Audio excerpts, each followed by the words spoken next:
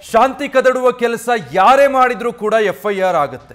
City Ravi ವಿರುದ್ಧದ FIR ಬಗ್ಗೆ ಲಕ್ಷ್ಮೀ ಹೆಬ್ಬಾಳ್ಕರ್ ಪ್ರತಿಕ್ರಿಯಿಸಿದ್ದಾರೆ.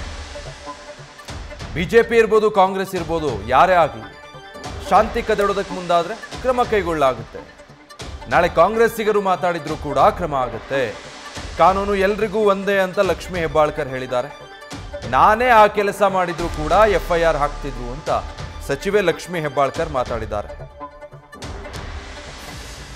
ಅವರು ದ್ವೇಷಪೂರಿತ ಭಾಷಣ ಮಾಡಿದ್ರೆ ಅದನ್ನು ಅಸೆಂಬ್ಲಿನಲ್ಲೇ ನಾವು ಶಾಸನವನ್ನು ತೆಗೆದುಕೊಂಡು ಬಂದಿದ್ದೀವಿ. ಅದು ಯಾರೇ ಆಗಲಿ, ಅದು ಬಿ ಜೆ ಪಿಯವರು, ಕಾಂಗ್ರೆಸ್ನವ್ರು. ನಾಳೆ ಕಾಂಗ್ರೆಸ್ನವ್ರು ಮಾತಾಡಿದ್ರೆ ನಮಗೂ ಬರುತ್ತಲ್ಲ. ಕಾನೂನು ಎಲ್ಲರಿಗೂ ಒಂದೇ ಅಲ್ವಾ?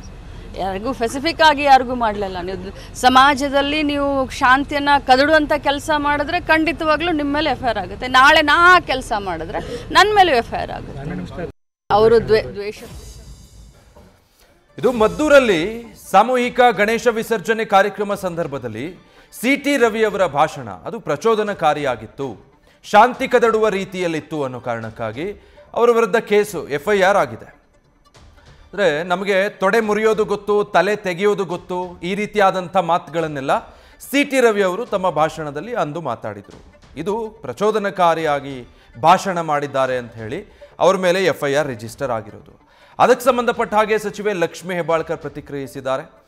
ಈ ಶಾಂತಿ ಕದಡುವ ಕೆಲಸ, ಈ ಪ್ರಚೋದನಕಾರಿ ಭಾಷಣಗಳು ಯಾರು ಮಾಡಿದ್ರೂ ಕೂಡ ಬಿಡಲ್ಲ ಇದನ್ನು. ಅದು ಕಾಂಗ್ರೆಸ್ ಅವರಾಗಿರಲಿ ಅಥವಾ ಬಿ ಜೆ ಪಿಯವರಾಗಿರಲಿ, ಕಾನೂನು ಎಲ್ಲರಿಗೂ ಒಂದೇ. ಹೀಗಾಗಿ ಸಿಟಿ ರವಿ ಅವರ ಮೇಲೆ ಎಫ್ಐಆರ್ ಆಗಿದೆ. ನಾಳೆ ದಿನ ನಾನು ಈ ರೀತಿ ಮಾಡಿದ್ರು ಕೂಡ ನನ್ನ ಮೇಲೂ ಕೂಡ ಎಫ್ಐಆರ್ ಆಗುತ್ತೆ. ಕಾನೂನು ಇರೋದು ಹಾಗೆ, ಒಬ್ಬೊಬ್ಬರಿಗೊಂದೊಂದು ಕಾನೂನು ಅಂತಿಲ್ಲ, ಎಲ್ಲರಿಗೂ ಒಂದೇ ಕಾನೂನು ಅನ್ವಯ ಆಗುತ್ತೆ ಅಂತ ಸಿಟಿ ರವಿ ಅವರ ಮೇಲೆ ಆಗಿರುವಂಥ ಎಫ್ಐಆರ್ಗೆ ಸಂಬಂಧಪಟ್ಟ ಹಾಗೆ ಸಚಿವೆ ಲಕ್ಷ್ಮೀ ಹೆಬ್ಬಾಳ್ಕರ್ ಪ್ರತಿಕ್ರಿಯಿಸಿದ್ದಾರೆ.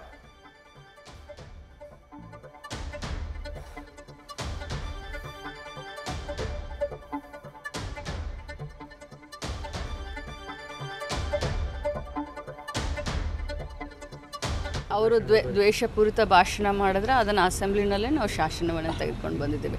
ಅದು ಯಾರೇ ಆಗಲಿ, ಅದು ಬಿ ಜೆ ಪಿಯವರು, ಕಾಂಗ್ರೆಸ್ನವ್ರು. ನಾಳೆ ಕಾಂಗ್ರೆಸ್ನವ್ರು ಮಾತಾಡಿದ್ರೆ ನಮಗೂ ಬರುತ್ತಲ್ಲ. ಕಾನೂನು ಎಲ್ಲರಿಗೂ ಒಂದೇ ಅಲ್ವಾ?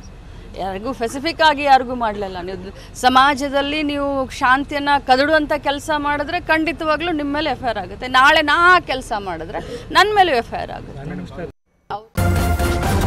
ನ್ಯೂಸ್ ಫಸ್ಟ್ ನಿರ್ಭೀತಿಯಿಂದ ನಿಮ್ಮ ಪರವಾಗಿ.